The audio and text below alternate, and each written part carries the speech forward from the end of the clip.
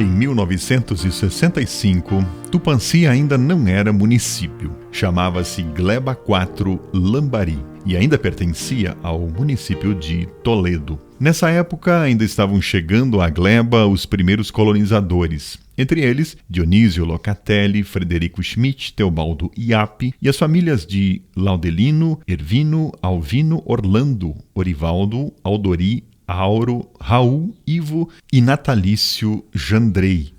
Os primeiros atendimentos às famílias luteranas residentes na região da Gleba foram realizados pelo pastor Joaquim Cristiano Steyer e aconteceram por volta de 1962. Mas foi a partir de 1965 que os cultos passaram a ser realizados com mais frequência, sob a liderança do pastor Daniel Flor, que residia em Maripá e também atendia um grupo de luteranos na Gleba vizinha, então chamada Tupãssi, hoje Assis Chateaubriand.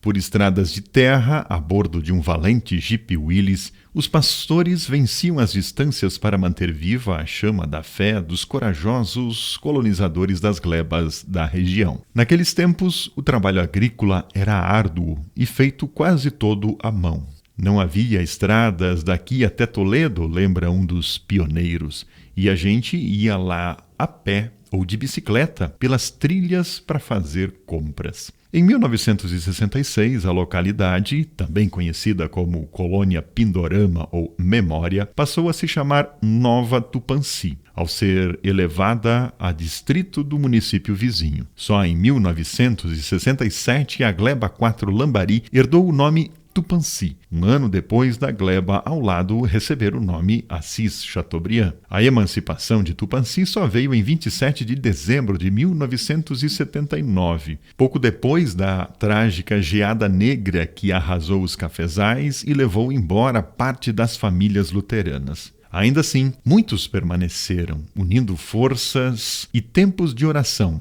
para reconstruir as suas vidas. Foi nesse contexto que, em março de 1979, se escreveu a primeira ata oficial da Comunidade Evangélica Luterana Bom Jesus. Iniciava-se a organização formal, plantando sementes para o futuro. Dos primeiros anos, entre 1965 e 1979, restaram poucos registros fotográficos e escritos. Essa foto, de 5 de setembro de 1962, retrata o casamento de Zenilda e Frederico Schmidt no sítio da família, onde se realizaram alguns dos primeiros encontros que depois dariam origem à congregação. Os primeiros tempos foram repletos de esperança. A pequena congregação escolheu o nome Bom Jesus, expressando o desejo dos fundadores de seguir o Mestre e, sob sua bênção, expandir o testemunho de Cristo para todos. Curiosamente, entretanto, o primeiro assunto registrado em ata demonstra o início de uma era de profundas mudanças e lançamento de bases que ecoariam ao longo da história. Foi proposto e apoiado pela maioria que os membros desta comunidade que fizeram uma promessa nessa igreja e não contribuíram durante o ano, será feita uma visita pela diretoria. Se não for encontrado motivo de força maior, será mandada uma carta de demissão com o prazo de 30 ou 60 dias, para que aquela pessoa se deponha o seu problema com a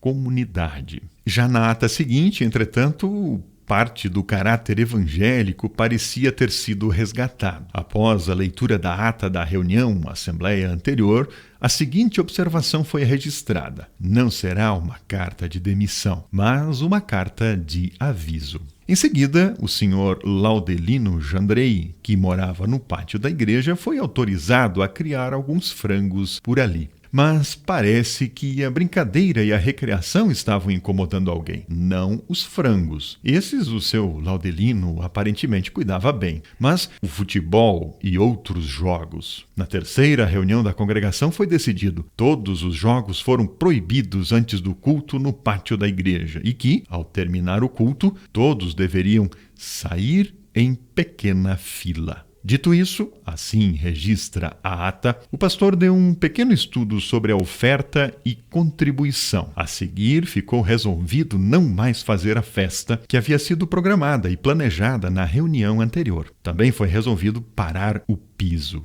O piso era o piso do pavilhão, que, ao que tudo indica, já havia sido iniciado, pois na reunião anterior a decisão era que cada membro doasse 3 dias de serviço para fazer o piso e pintar o pavilhão. Estavam suspensas as reformas e ampliações por motivo de força maior. Em assembleias e reuniões seguintes, não se tocou mais no assunto, mas o foco foram as orientações para manter a comunidade sustentável. O então presidente orientou para termos mais fundo em caixa e para colaborarmos nas ofertas dominicais. Desde sempre, manter as contas da comunidade era desafio e tema constante, pois sempre houveram aqueles que viam a igreja como uma prestadora de serviços ou como um hospital, que é lembrado apenas quando precisamos de seus serviços. Ao mesmo tempo, entretanto, cultivou-se o espírito de participação, não só do pastor, mas de todos os membros, no culto, no ensino, nas visitas, no canto, nos trabalhos sociais, entendendo que a igreja é como um restaurante onde todos têm o privilégio de servir e de serem servidos pelo melhor alimento,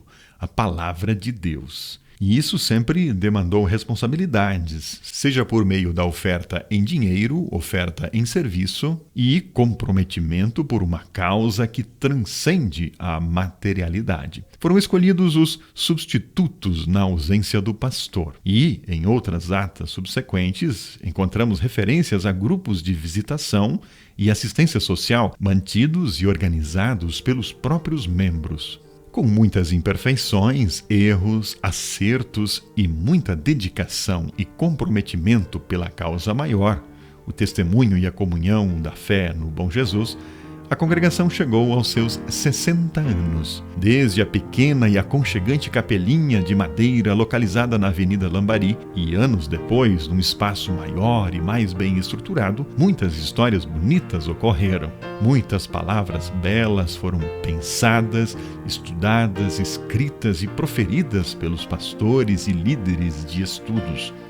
Orações foram elevadas a Deus, dúvidas foram acolhidas, alegrias foram partilhadas, amizades profundas foram construídas, bênçãos foram recebidas, abraços foram dados, famílias foram unidas, palavras de consolo e orientação foram dadas, perdas foram choradas em comunhão, brigas e reconciliações aconteceram, cantos de louvor ecoaram juntos, crianças foram instruídas, jovens encontraram ânimo e inspiração, doações foram feitas, fomes materiais e espirituais foram saciadas, esperanças renovadas em cada encontro, enfermos foram visitados e amparados sem alardes midiáticos, sonhos foram encorajados e sustentados na fé, projetos de serviço nasceram e às vezes também chegaram ao fim.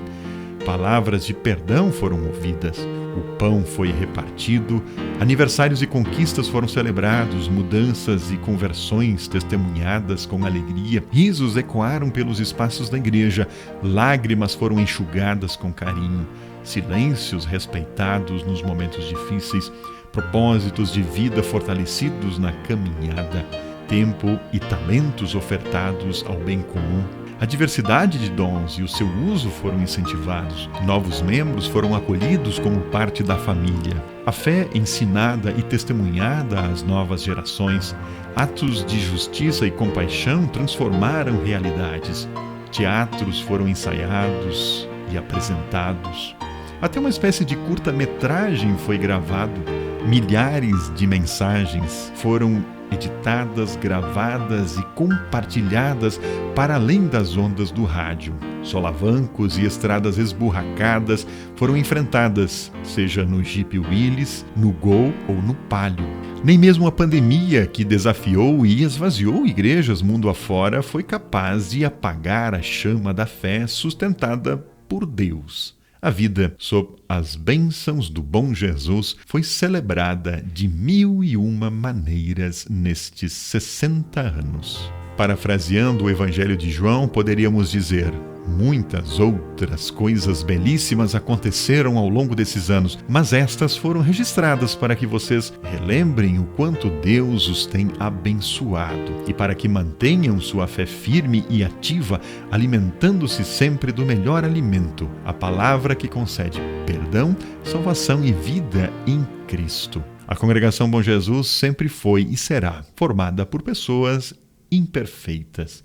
E é justamente nisso que reside o seu vigor e a sua autenticidade. Ela sofre, alegra-se, brinca e chora. E vivendo tudo isso, prova que tem um coração vivo e pulsante.